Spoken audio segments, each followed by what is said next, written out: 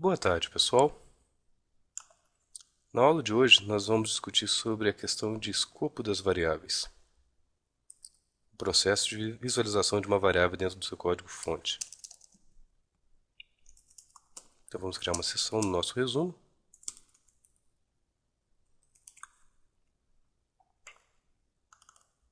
E vamos criar o pacote para esta aula. Reparem que eu estou usando uma abordagem de criar um pacote para cada aula para fazer uma espécie de controle de versão para que vocês possam acompanhar a evolução dos nossos códigos no decorrer das aulas, no decorrer dos episódios. Até o momento, muita pouca coisa está mudando de classes presentes em um episódio para classes de outro episódio. Mas, com o tempo, é bem provável que essas mudanças se tornem mais frequentes e que vocês consigam realmente se beneficiar dessa divisão de pacotes por episódios. Na prática mesmo, essa forma de querer controlar a versão das suas classes via pacotes não é uma prática recomendada. Nós usamos sistemas de controle de versão, tipo Subversion, para poder centralizar dentro de um repositório todas as versões do nosso código de desenvolvimento e de forma colaborativa. Então vamos criar o pacote para esta aula. Episódio 16, que nós vamos falar sobre escopo de variáveis.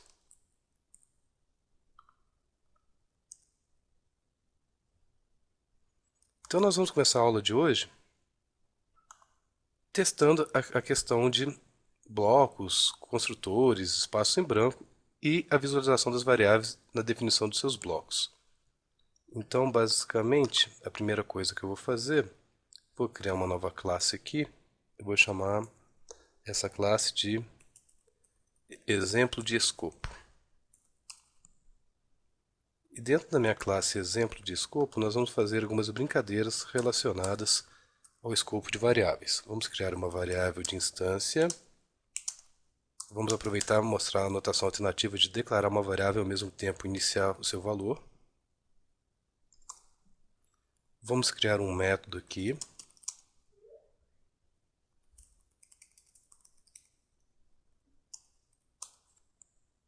Vamos também criar um segundo método.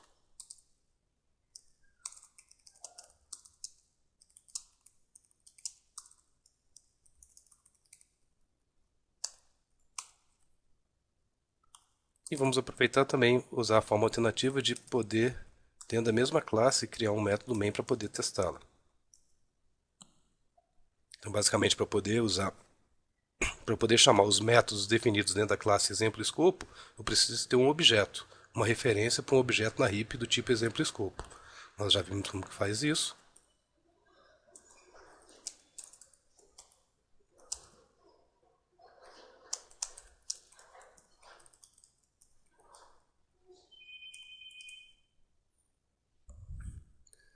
Vamos, a princípio, também criar umas variáveis dentro do primeiro método. Também vou mostrar também uma sintaxe alternativa de vocês poderem iniciar diversas variáveis ao mesmo tempo na mesma linha.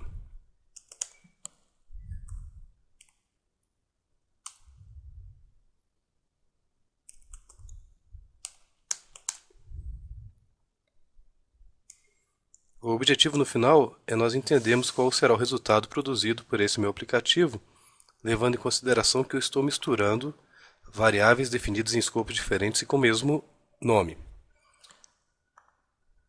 Se nós vimos na aula passada que o bloco no qual você define uma variável representa o escopo de visualização dessa variável dentro da sua classe, uma pergunta que pode surgir é: como que eu faço para acessar dentro de um segundo método uma variável definida dentro do primeiro método?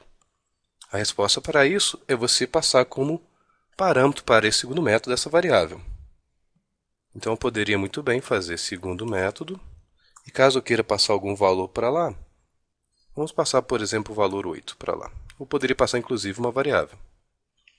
Se o meu segundo método está passando um parâmetro, quer dizer que na assinatura do meu segundo método tem que receber um parâmetro.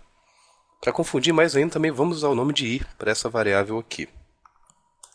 E aqui dentro também vamos definir uma variável j qualquer, e vamos fazer uma atribuição para minha variável de referência.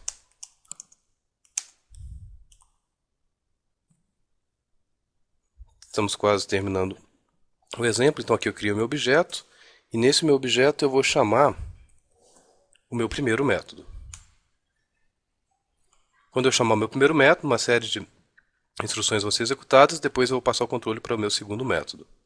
Lembrando, o bloco de definição da sua variável determina o escopo de visualização. Então eu tenho uma variável i definida no escopo da minha classe, então essa variável vai ser visível dentro de todos os métodos e construtores da minha classe. Depois eu tenho uma variável i local, porque ela foi definida dentro do escopo, dentro do bloco do método, do primeiro método. Ou seja, essa variável só tem visibilidade dentro do método, primeiro método. A partir do momento que eu passar a última linha do meu método, essa variável não vai mais existir. O mesmo acontece para a variável declarada na assinatura de um método. Essa variável ela é local ao método. É como se essa variável tivesse declarado dentro desse bloco. Então, essa variável i aqui é uma variável local, só vai ter visibilidade dentro do bloco do meu segundo método. E nós já vimos em aulas passadas também que você tem como resolver os problemas de ambiguidade usando a palavrinha vis. Quando você coloca a palavra vis precedendo o nome da sua variável, você indica que a variável que está sendo precedida pela palavra vis é a variável da minha classe, variável de instância. Quando uma variável não é precedida do vis, eu estou indicando a variável local. Ou, em outras palavras, essa variável i que eu estou selecionando aqui é a variável declarada dentro do meu primeiro método. Essa variável i definida aqui é a variável que eu criei no escopo do bloco externo da minha classe. Essa variável i, que é um argumento do meu método segundo método, ela é uma variável com escopo de visualização apenas dentro do segundo método. E ela é referenciada por esse i aqui, sem o precedente vis, que indica a variável de instância. Então, dessa forma, nós poderíamos tentar entender qual que vai ser o resultado produzido no momento que eu executar esse meu aplicativo. Na verdade, eu estou olhando aqui, não vai ser produzido nada, né? Porque eu estou chamando o primeiro método, dentro do primeiro método eu chamo o segundo método, mas em nenhum momento eu exibo exatamente o resultado dessa chamada. Nós podemos fazer uma brincadeirinha aqui, como tudo vai chamar o segundo método, vamos mandar exibir algumas variáveis.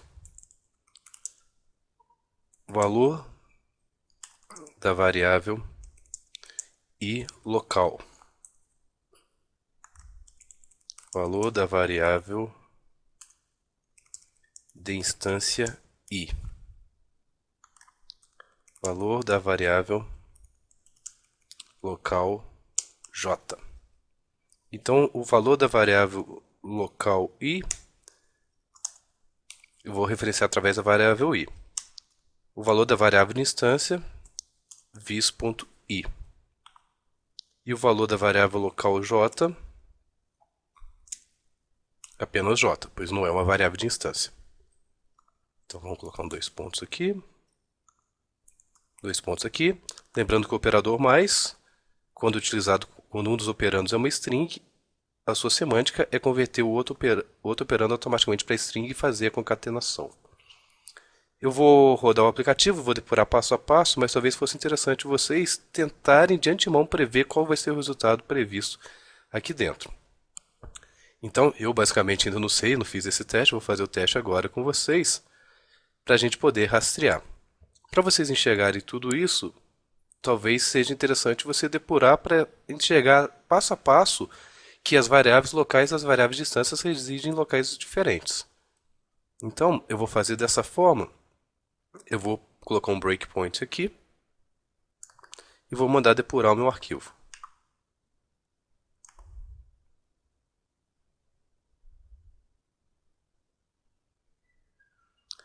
Conforme vocês podem ver, a execução da minha aplicação parou justamente na linha que eu defini o breakpoint.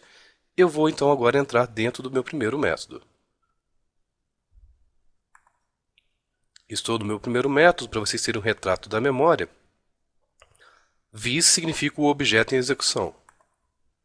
Então, nesse exato momento, a única variável que eu tenho é a variável de instância i apontada por vis, conforme vocês podem ver, cujo valor é 3. Na hora que eu passar essa linha aqui, eu vou ter uma outra variável i, mas não é variável de instância, é variável de local. E também vou ter variável j. Observe que as duas apareceram aqui e elas não estão associadas com o meu vis, indicando que essas variáveis i e j aqui são locais. E apesar dessa variável local chamada i ter o mesmo nome da variável de instância chamada i, elas são variáveis independentes. As variáveis i e j sumirão a partir do momento que eu executar o meu primeiro método. Então, nessa linha agora, nós vamos somar i mais j, o operador de igualdade atribuído da direita para a esquerda, primeiro executado a expressão do seu lado direito, o resultado dessa expressão é atribuído para o lado esquerdo. Então vai ser feito i mais j, que vai ser 4 mais 6, 10, e esse 10 vai ser sobrescrever o valor da variável de instância i, que no momento vale 3. Então essa variável vai passar a valer 10 no momento que eu passar essa linha. Demonstrado aqui. Então vamos agora entrar no meu segundo método. Então, mais uma vez eu vou dar um step into. Fui para o meu segundo método. Repare que as variáveis i e j definidas anteriormente, elas não existem mais, porque elas são variáveis locais definidas no escopo do primeiro método, mas agora eu tenho a variável local i do meu segundo método, que recebeu como parâmetro passado na sua chamada o valor 8. Vou criar uma variável local com valor 7, e mais uma vez eu vou sobrescrever o valor da variável de instância i, que é esse valor aqui, com a soma das variáveis locais i mais j. Então, 8 mais 7, 15. Então, no momento que eu passar essa linha, minha variável de instância vai ter o valor 15. Agora podemos exibir sem problemas. Quando eu mandar exibir o valor da variável local i, o que vai ser exibido vai ser o valor 8. Quando eu mandar exibir o valor da variável de instância i, vai ser exibido o valor 15. E quando eu mandar exibir o valor da variável local j, vai ser exibido o valor 7. Então vamos exibir o primeiro. 8, 15, que foi a minha variável de instância. Conferindo mais uma vez, variável de instância 15, variável local i 8 e a última saída tem que ser 7.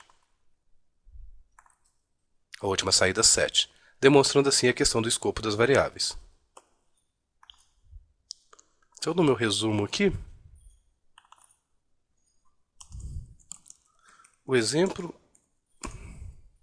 exibido para discutir o conceito de escopo é puramente ilustrativo, já que não é recomendado usarmos nomes idênticos de variáveis em escopos distintos.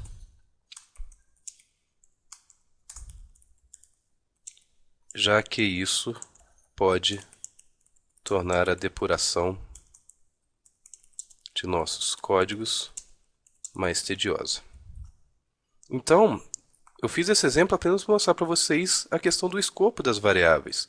Mas uma boa prática de programação seria você evitar ficar colocando o mesmo nome de variáveis em escopos distintos, porque isso só faz com que se torne mais difícil entender o nosso código. Eu vou aproveitar que eu tenho alguns segundos a mais nessa aula. Vamos começar mais uma vez a refatorar e dando uma ajeitada no nosso resumo aqui. Então nós estamos fazendo o resumo do curso. Nós fizemos uma sessão de introdução à tecnologia Java. Vamos criar uma sessão aqui de configuração do ambiente de desenvolvimento.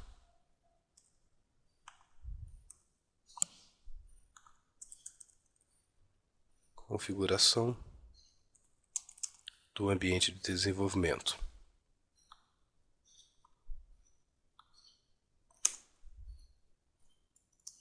Aí eu não vou precisar, basicamente, disso aqui.